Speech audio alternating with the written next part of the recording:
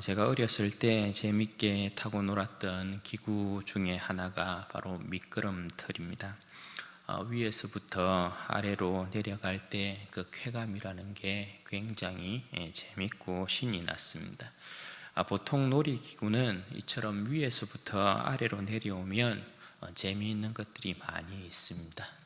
그런데 인생은 그렇지 않다라는 것이죠. 인생이 위에서부터 아래로 내려가면 굉장히 아프고 고달프고 쓴 인생이 되는 것이죠. 그런데 오늘 본문 말씀에 위로부터 아래로 내려가는 고달프고 쓴 한 인생에 대해서 형통이라는 단어를 사용하고 있는 것을 보게 됩니다.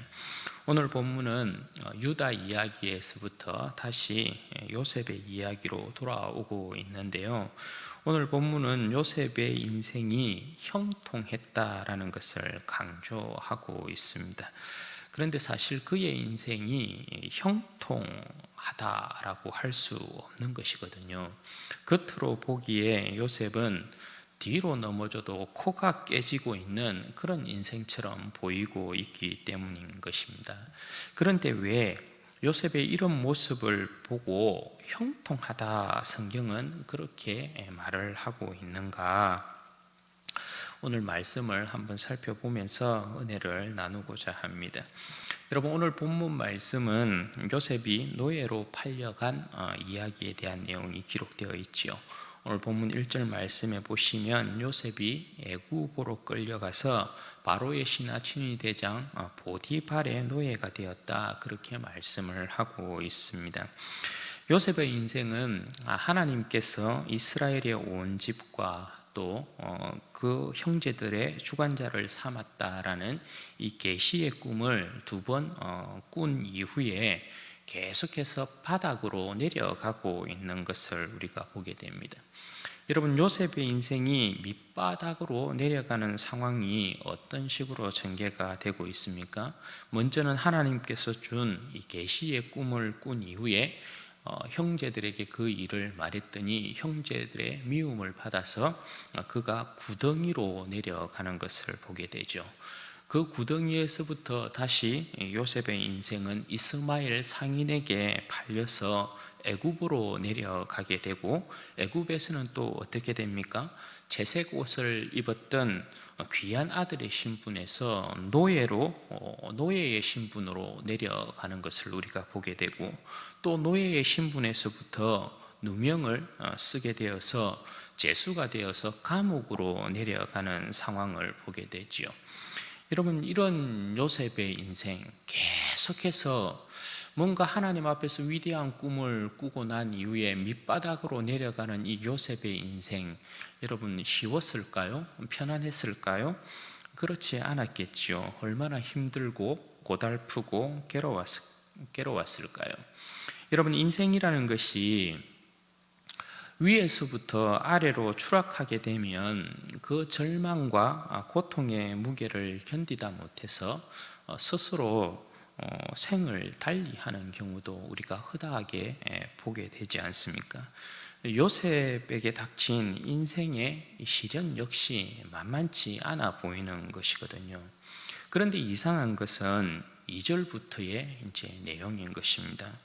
애굽의 종으로 팔린 요셉의 삶을 여러분 어떻게 묘사를 하고 있습니까? 2절 3절 한번 보십시오. 여호와께서 요셉과 함께 하심으로 그가 형통한 자가 되어 그의 주인 애굽 사람의 집에 있었다, 그렇게 이야기를 하죠. 그리고 그 이유가 뭐냐? 3절에 그의 주인이 여호와께서 그와 함께 하심을 보며 또 여호와께서 그의 범사에 형통하게 하심을 보았기 때문이다, 그렇게 말씀하고 있습니다. 그리고 계속해서 4절 부터 말씀하고 있는 내용이 뭡니까? 요셉이 보디발의 집에서 어떻게 형통하여 복되었는가에 대한 부분을 더욱 강조해서 이제 이야기하는데요. 4절 말씀에 보면 요셉이 그 주인에게 은혜를 입어 섬기고 또 그 주인이 요셉을 가정 총무로 삼고 자신의 모든 소유를 다 요셉에게 맡겼다, 그렇게 이야기를 하고 있습니다. 여러분, 요셉이 노예로 팔려간 곳이 어디라고요? 애굽의 바로의 친위 대장 보디발의 집입니다. 친위 대장 보디발의 집이라고 하는 것은 그 집이 권력과 권세가 집중되어 있는 집이었다라는 것이죠. 그럼 여러분, 그곳에 꽤 쓸만한 인물들이 많이 있었지 않았겠어요? 웬만해선 노예로 팔려온 이방 아이에게 그의 집의 모든 것을 다 맡기지 않을 것이죠. 그런데 보디발이 그 집의 모든 대소사를 누구에게 맡겼다고요? 오늘 요셉에게 맡겼다, 그렇게 이야기를 하고 있습니다. 그 이유가 여러분 무엇 때문이라고요? 3절 말씀에 보시면 보디발이 분명히 보았다라는 것입니다. 무엇을 보았다라는 것이에요? 여호와께서 요셉과 함께하고 그의 범사에 형통케 하심을 보았다라는 것입니다. 요셉의 모습을 통해서 보디발은 누구를 보고 있었다라는 거예요? 여호와를, 그가 섬기는 여호와를 보고 있었다라는 것이죠. 그런데 이 모습이 쉬운 모습은 아니란 말이죠. 요셉이 그의 행실과 모습에 있어서 온전치 않으면 절대 그럴 수 없는 일이란 말입니다. 그런데 보디발의 눈에는 요셉의 그 모든 행실들이 완전했다라는 것입니다. 따라서 여러분, 보디발이 여호와께 복받은 자를 요셉을 가정 총무로 삼고 그가 받은 복이 여러분 뭡니까? 5절 말씀해 보시면 그가 요셉에게 자기의 집과 그의 모든 소유물을 주관하게 한 때부터 여호와께서 요셉을 위하여 그 애굽 사람의 집에 복을 내리심으로 여호와의 복이 그의 집과 밭에 있는 모든 소유에 미쳤다, 그렇게 이야기를 합니다. 여기에서도 여러분, 여호와의 복이 그의 집과 밭에 있는 모든 소유에 미쳤다, 이렇게 이야기하잖아요. 여호와의 복이라는 것이 어떤 복을 이야기합니까? 이삭이 야곱을 위해서 장자의 복을 빌 때에 어떤 식으로 빕니까? 하늘의 이슬과 땅의 기름짐으로 풍성한 곡식과 포도주를 내게 주시기를 원하노라, 이렇게 이제 복을 빌고 있잖아요. 그야말로 이 복에 대한 내용은 땅에서의 그 모든 생명의 풍성한 복을 받아 누리는 걸 이야기하거든요. 오늘 보디발이 요셉 때문에 그와 같은 복을 받아 누리고 있다, 이렇게 이야기를 하는 거예요. 그러니까 보디발의 입장에서는 요셉이 뭡니까? 그저 굴러 들어온 복덩이라고 할 수 있는 것입니다. 따라서 6절 말씀에 보면 그 주인 보디발이 자기가 먹는 음식, 그러니까 여기에서 자기가 먹는 음식이라는 것은 그의 아내를 상징적으로 묘사를 하고 있는 것인데요, 그 아내 외에는 아무것도 간섭하지 아니하고 요셉의 손에 맡겼다, 그렇게 기록을 하고 있습니다. 이것은 요셉을 전적으로 신뢰하는 보디발의 모습이 아니면 절대 일어날 수 없는 그런 일이라고 할 수 있는 거죠. 그러니까 여기에서 보디발은 요셉을 전적으로 신뢰하고 믿고 있는 그런 이제 모습을 우리가 볼 수 있습니다. 여러분, 여기까지가 요셉이 보디발의 집에서 보내고 있는, 영국으로 치자면 이제 1막이 시작되었다가 마치는 장면이라고 할 수 있어요. 그런데 여러분, 좀 이상하다라는 생각이 들지 않습니까? 요셉의 삶이 종으로 팔린 상황에서도 그의 삶에 대해서 성경이 이렇게 복되게 묘사하고 있는 이유가 여러분 뭘까요? 우리가 볼 때 분명 요셉은 종으로 팔린 신세입니다. 노예로 지금 지내고 있단 말입니다. 그러면 종이 아무리 잘해도 자유자는 되지 못하는 것이잖아요. 요셉의 인생은 밑바닥으로 내려온 인생이라고 할 수 있거든요. 노예로서의 형통한 삶이 여러분 무슨 의미가 있겠습니까? 적어도 요셉의 인생이 형통하다라고 그런 표현을 쓰려고 하면 요셉이 하나님으로부터 꿈을 꾼 시점에서부터 그의 인생이 높이 올라가는 모습이든지 날아가는 그런 모습을 보여줘야 되는 것 아니겠습니까? 그런데 그와는 반대로 그의 인생 자체가 밑바닥으로 내려가고 있는데 형통했다라는 그런 단어를 사용하고 있다라는 것이죠. 그럼 여러분, 여기에서 과연 무엇을 강조하고자 하는 것일까요? 성경이 오늘 요셉의 형통에 대해서 말하고자 하는 것은 그저 모든 일이 일사천리로 해결이 되어지고 그가 모든 일들을 완전히 성공시키는 그런 의미에서의 형통을 이야기하는 것이 아니고요. 요셉은 부름받은 자리에서 하나님과 동행한 자였다라는 의미에서 형통하였다, 그런 표현을 쓰고 있는 것입니다. 어디에서든지 그 자리에서 최선을 다해 하나님과 동행한 사람이 누구였느냐? 요셉이었다. 그것을 말씀하고 싶어 하는 것입니다. 여러분, 인간적으로 볼 때는 요셉의 인생을 두고, 요셉은 자기의 인생을 두고 울어야 하는 것입니다. 땅을 치고 통곡해야 되는 것이 맞습니다. 채색옷을 입었던 자의, 아버지의 총애를 받고 있었던 자의 위치에서 한순간에 여러분 종이 되어 버렸습니다. 하나님으로부터 계시의 그 위대한 꿈을 꾸고 한순간에 종이 되어버리는 그런 요셉의 삶입니다. 얼마든지 자신의 삶에 있어서 비관하면서 미련 없이 세상을 그냥 등질 수도 있는 그런 상황입니다. 그러나 여러분, 요셉은 그렇게 하지 않았다라는 것입니다. 왜입니까? 그와 함께 하시는 하나님과 요셉이 동행했기 때문이다라는 것입니다. 요셉은 하나님께서 그의 인생과 함께 하고 있다는 것을 믿었다는 것입니다. 그래서 요셉은 하나님과 동행하는 삶을 택하고, 하나님과 동행했다라는 이 뜻은 하나님의 얼굴빛 앞에서 살았다, 그런 말씀이거든요. 요셉은 자기의 형편과 처지가 분명 밑바닥으로 내려가 있는 상태이지만 그럼에도 불구하고 그는 낙심하거나 낭망하지 아니하고 자신의 삶을 비관하거나 자신의 삶에 대하여서 저주하지 아니하고 하나님이 나와 함께 하고 있다라는 사실을 믿고 하나님과 동행했다라는 것입니다. 그게 요셉의 모습이에요. 여러분, 요셉이 자신의 삶을 비관하지 아니하고 끝까지, 그럼에도 불구하고 그가 하나님과 함께 했다라는 것을 어디에서 우리가 더욱 확인할 수 있느냐?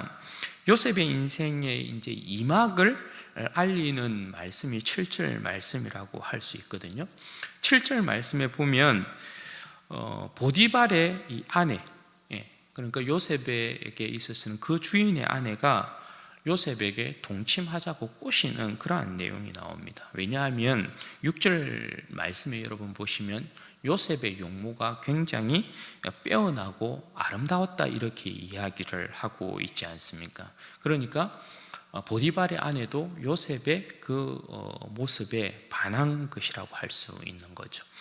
타락한 인간은 남자든 여자든 상관없이 육신의 정욕과 안목의 정욕에서 벗어날 수 없다는 것을 우리가 알 수 있죠. 여러분, 한번 생각해 보십시오. 애굽의 비단 옷을 입고 육감적인 몸매를 드러내고 말초신경을 자극하는 여인의 향기와 고급한 향수 냄새를 팍팍 풍기면서 여주인이 하룻밤 자기와 자자고 합니다. 잠시 여러분 유혹한 것이 아닙니다. 10절 말씀에 보면 날마다 유혹했다, 그렇게 이야기를 하고 있습니다. 여러분, 요셉이 이때 나이가 길게 잡으면, 넉넉하게 잡으면, 범주를 이렇게 넓혀서 잡으면 17세에서부터 28세 정도가 됩니다. 좀 좁게 잡으면 한 20세에서 25세 정도의 나이가 됩니다. 여러분, 이 정도의 나이면 어쨌든 혈기왕성한 청년 아니겠어요? 혈기왕성한 청년에게 지금 여주인의 유혹은 굉장히 큰 시험이라고 할 수 있는 거예요. 그런데 여러분, 요셉의 고백이 뭐냐? 요셉이 어떻게 하나님과 동행한 사람이었느냐? 8절과 9절 말씀 보십시오.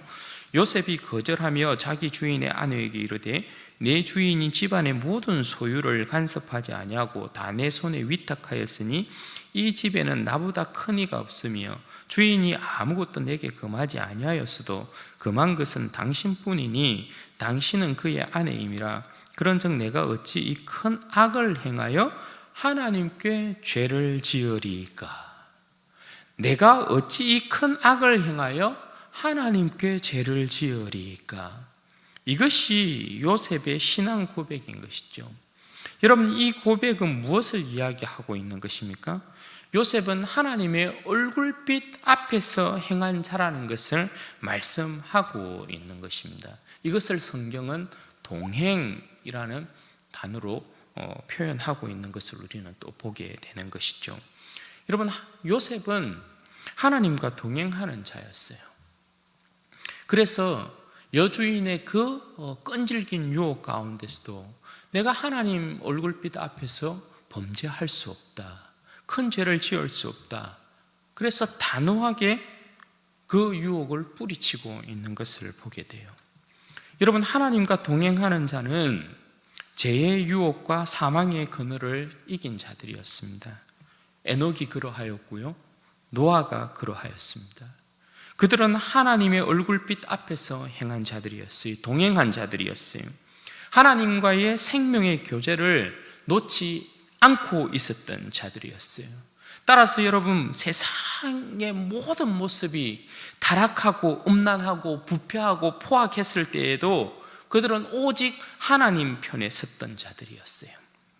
하나님과의 생명의 교제는 죄의 유혹과 사망과 어둠의 권세를 이기는 절대적인 능력이 되는 것입니다. 이 시대도 마찬가지입니다. 하나님과의 생명의 교제는, 하나님과의 생명의 교제가 끊임없이 활기차게 충만하게 일어나는 사람은 이 세상의 유혹, 죄의 유혹, 사망의 여러분 그늘, 어둠의 권세 넉넉하게 이겨낼 수 있는 것입니다. 요셉은 그런 사람이었다는 것입니다. 그런데 여러분, 그런 그에게 또 다른 시련이 찾아오고 있습니다. 그게 뭡니까? 그렇게 뿌리쳤더니 요셉의 인생이 다시 감옥으로 내려가는 것이었습니다. 여러분, 아니 그 정도의 시험과 유혹을 이겨냈으면 하나님 편에서 무엇인가 요셉에게 보상하는 뭔가 상이 주어져야 되는 것 아니겠어요? 그죠? 그래야 요셉의 인생이 형통했다라는 이 단어가 좀 부끄럽지 않는 것 아니겠습니까? 그런데 여러분, 이게 웬일입니까? 위로부터, 하나님께로부터 내려오는 상은커녕 그냥 요셉의 인생이 땅 밑으로 내려가고 있습니다. 여러분, 요셉의 인생이 땅 밑으로 이제 내려가게 되는 이 계기가 되는 장면이 11절에서 18절인데요. 여주인이 자신과 잠자리를 거부한 요셉에게 누명을 씌우는 장면이 기록되어 있는 그런 내용입니다. 여러분, 끝까지 요셉과 잠자리를 하고 싶었던 여주인이 요셉이 집에 홀로 있는 모습을 보고 또다시 유혹하기 시작합니다. 그런데 요셉이 여러분 어떻게 합니까? 넘어가지 않습니다. 굉장히 단호합니다. 그래서 그 자리를 아예 박차고 나와버리죠. 그런데 그만 자신의 옷을 그곳에 두고 나오는 그런 이제 실수를 범하게 되었습니다. 그것이 이제 요셉이 누명을 쓰게 되는 결정적인 계기가 되는 것이죠. 보디발이 이제 집에 돌아왔는데 그 아내가 보디발에게 여차저차 이런 이야기를 쭉 하고 있습니다. 그 이야기를 이제 들은 보디발의 반응이 여러분 어떻습니까? 19절 말씀에 보면 보디발이 굉장히 노했다 이렇게 되어 있습니다. 그런데 여러분 여기에서 보디발이 노했다 이 표현은 요셉에게 보디발이 노했다라는 이 표현이 아니고 그 아내에게 노했다라는 것입니다. 왜냐하면 보디발은 그 아내가 자기에게 거짓말을 하고 있다라는 것을 알고 있습니다. 이미 요셉은 그런 행동을 보일 자가 아니라는 것을, 그런 짓을 행할 자가 아니라는 것을 보디발은 이미 그의 신실한 삶으로 증거를 얻었기 때문에 보디발이 지금 화를 내고 있는 것은 요셉에 대한 화가 아니고 그렇게 요셉을 유혹하고 요셉에게 누명을 씌우고 있는 그 아내에게 화를 내고 있는 것입니다. 만약 여러분 보디발이 아내의 말을 믿었다면 보디발이 요셉을 감옥에 보낼 필요가 있었을까요? 그럴 필요가 없죠. 그냥 단칼에 죽여버리면 그만인 것입니다. 노예는 생명에 가치가 없는 물건이잖아요. 단칼에 그냥 요셉의 목을 치면 그만인 것입니다. 그러나 보디발이 그렇게 하지 아니하였다라는 것이죠. 보디발이 그 아내의 체면과 자신의 체면 때문에 어쩔 수 없이 요셉을 감옥에 보내기는 하지만 보디발이 요셉을 믿고 있었다는 것을 어떻게 알 수 있느냐? 일반 죄수들이 갇히는 감옥에 보내는 것도 아니고요. 어디에다 보냅니까? 왕의 죄수들이 갇히는 감옥에다가 그를 넣고 있는 것을 보게 돼요. 이것은 보디발이 요셉에게 베푸는 배려라고 할 수 있는 것이죠. 왜냐하면 요셉은 왕의 죄수는 아닌 것이거든요. 왕의 죄수들을 가두는 곳에 갇히기는 하지만 왕의 이 죄수들이 갇히는 곳에 갇혔다라는 것은 거기에 있는 사람은 왕명에 의해서 목숨이 왔다 갔다 한다라는 것이에요. 그런데 요셉은 왕의 죄수는 아니란 말입니다. 그러니까 왕명에 의해서 요셉의 목숨이 왔다 갔다 할 일은 없는 거예요. 그러니까 왕의 죄수들이 갇히는 감옥에 갇혔다라는 것 자체가 요셉은 그의 생명에 있어서 보장을 받고 있는 것이라고 할 수 있는 것이죠. 그것은 보디발이 요셉에게 베푼 은혜였다라고 할 수 있는 것입니다. 그런데 여러분 그곳에서 또 어떤 일이 일어납니까? 여호와께서 요셉과 함께 하시고 그에게 인자를 더하시고 요셉에게 베푼 그 인자로 인해서 간수장이 어떻게 합니까? 또 요셉을 잘 보아서 옥중에 있는 모든 재반 사물을 요셉에게 맡기는 것입니다. 그런데 또 요셉이 그곳에서 일 처리하는 것 자체가 나무랄 데가 없는 거예요. 왜요? 여호와께서 요셉과 함께 하셨기 때문에 그렇다라는 것입니다. 그리고 여기에서 다시 한번 그런 요셉의 인생에 대하여서 형통이라는 단어를 다시 한번 사용하고 있습니다. 우리가 일반적으로 상식적으로 보자면 요셉의 인생은 결코 형통한 인생이 아닌 거죠. 형통한데 계속 밑바닥으로 내려가는 요셉의 인생인 것이죠. 그런데 요셉의 인생에 계속해서 형통이라는 단어를 쓰고 있는 이유가 뭡니까? 요셉이 그의 인생이 비록 밑으로 내려가고는 있지만 바닥을 치고는 있지만 그가 어떤 삶의 자리에서든지 하나님과 함께하고 하나님께서 그와 또 함께 하고 있다는 것을 의심하지 않고 믿고 있었다는 것입니다. 그래서 요셉의 그 인생에 대하여서 형통이라는 단어를 쓰고 있는 것을 보게 돼요. 사랑하는 여러분, 우리 주님 하나님의 아들이심에도 불구하고 하늘 보좌 버리시고 이 땅 가운데 내려오셨어요. 그런데 그 백성의 영접은 고사하고 이 땅 가운데 내려오셨지만 그 백성으로부터 멸시와 천대 받으셨고요, 끝내는 십자가를 지시고 무덤까지 내려가셨던 것을 우리가 봅니다.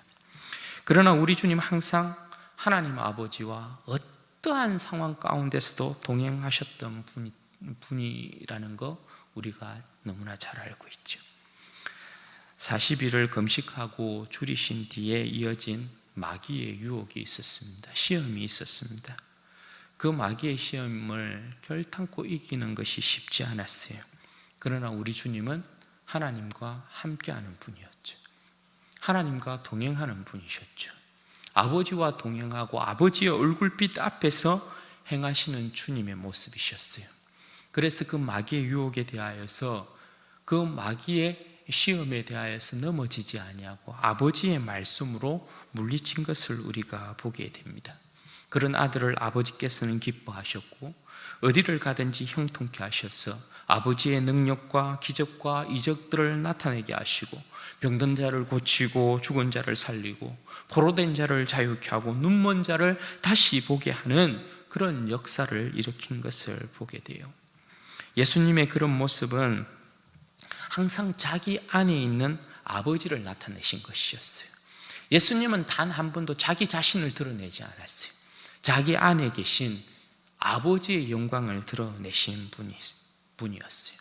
예수님을 제대로 알아본 사람들은 예수님을 통해서 모두 누구를 보게 됩니까? 하나님 아버지를 보게 되었고, 예수님을 영접함으로 하나님의 자녀가 되는 권세를 얻게 되고, 예수님과 함께 하나님의 나라를 상속받는 상속자의 위치에 오르게 된 것을 우리가 보게 돼요. 또한 아버지께서 이런 아들을 기뻐하신 거로 죽음 가운데서 그를 다시금 살리시죠. 그리고 그의 나라와 심판하는 권세를 아들에게 모두 맡깁니다. 아버지의 나라의 영원한 왕으로 세우셔서 아버지의 그 나라의 모든 것들을 주관하게 하신 것을 우리가 보게 돼요. 사랑하는 여러분, 오늘 우리를 성경에서는 하나님의 자녀라고 이야기를 하고 예수 그리스도와 함께한 상속자라고 이야기를 하고 우리를 하늘 보좌에 앉히셨다라고 이야기를 하고 또 우리가 끝내 예수 그리스도와 함께 왕노릇할 것이다, 그렇게 이야기를 합니다. 성경이 우리의 위치에 대하여서, 우리가 누릴 영광에 대하여서 그렇게 이야기를 합니다. 그런데 여러분, 막상 우리의 현실을 보면 어떻습니까? 분명 요셉과 같이 하늘을 오르는 꿈을 꾼 것 같은데 성경은 분명히 예수 그리스도 안에 있는 우리의 인생이 얼마나 값지고 영광스러운가에 대한 부분을 이야기하는데, 이 세상 가운데서 우리의 인생은 계속해서 밑바닥으로 내려가는 듯합니다. 죄의 유혹은 심하고 우리의 인생은 꼬여만 가고 계속해서 아래로 내려가는 것 같습니다. 바닥이 보이지 않는 듯 계속해서 내려가는 인생을 보면 우리가 그 어떤 소망을 가질 수 있겠습니까? 그러나 여러분, 그때일수록 우리가 기억해야 될 것이 무엇입니까? 하나님께서 우리와 함께 하신다는 것입니다. 또한 우리가 하나님과 동행하는 자들, 하나님의 얼굴빛 앞에서 행하는 자들이라는 것을 기억해야 한다는 것입니다. 밑바닥으로 내려간 인생이지만, 바닥에 주저앉고 있는 인생이지만, 어떤 자리, 어떤 위치에 있든지 간에 지금 내가 임마누엘 되시는 하나님과 함께 하고 있는가? 그 자리에서 죄의 유혹을 이기고 세상을 이기며 하나님의 때를 기다리고 있는가? 이것이 중요하다는 것입니다. 여러분, 우리가 머물 곳은 밑바닥이 아니라는 사실을 분명히 아셔야 돼요. 우리에게 밑바닥은 위로 나르기 위한 위로 올라가기 위한 하나의 발판으로 준비되고 있는 것일 뿐 결코 우리가 머물 자리가 아니라는 사실을 여러분 우리가 알아야 된다는 것이죠. 하나님께서 그 백성, 그 자녀들을 이 세상 밑바닥에 거저 버려두시는 일은 없습니다.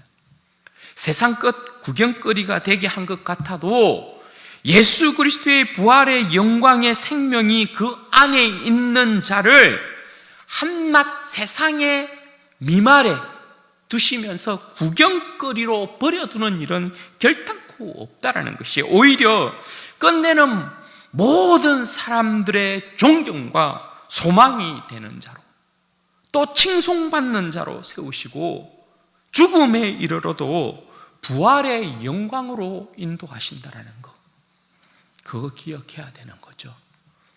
따라서 여러분, 사도 바울의 고백이 뭐예요?